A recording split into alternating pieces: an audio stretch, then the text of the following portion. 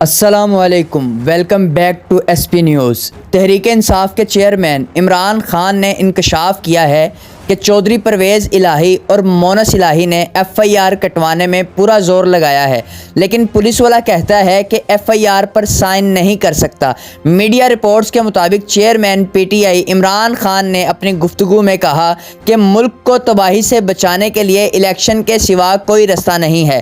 زیادہ سے زیادہ الیکشن اکتوبر میں چلے جائیں گے، لیکن ہم نے تو ان پر پریشر رکھنا ہے۔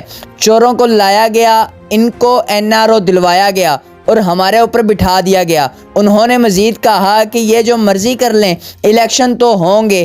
یہ ڈر ہے کہ الیکشن جب بھی ہوں گے یہ ہار جائیں گے، اس لیے یہ ڈرتے ہیں۔ مجھے یقین ہے میری قوم میں شعور آ گیا ہے۔ جب لوگوں پر شعور آ جاتا ہے تو اداروں پر پریشر ڈالتے ہیں۔ یہ 11 کا ٹولہ مل کر بھی ہم سے آدھے لوگ باہر نہیں نکال سکتے۔ یہ چور عوام سے ڈرتے ہیں، ان کے لیے کوئی نہیں نکلتا۔ عمران خان نے کہا کہ چودھری پرویز الہی اور مونس الہی نے ایف آئی آر کٹوانے میں پورا زور لگایا ہے، لیکن پولیس والا کہتا ہے کہ ایف آئی آر پر سائن نہیں کر سکتا۔ مجھے پتا ہے مجھ پر کس نے قاتلانہ حملہ کرایا۔ اگر میری ایف آئی آر نہیں کٹ سکتی تو عام آدمی کا کیا ہوگا؟ موت کو میں نے بہت قریب سے دیکھا ہے۔ جب تک زندہ ہوں ان کا مقابلہ کرتا رہوں گا۔ میں نے مرنے کے خوف پر قابو پا لیا ہے۔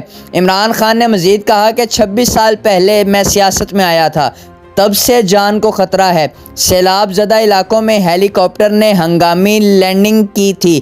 پائلٹ کو سمجھ نہیں آ رہا تھا کہ جہاز نیچے جا رہا ہے۔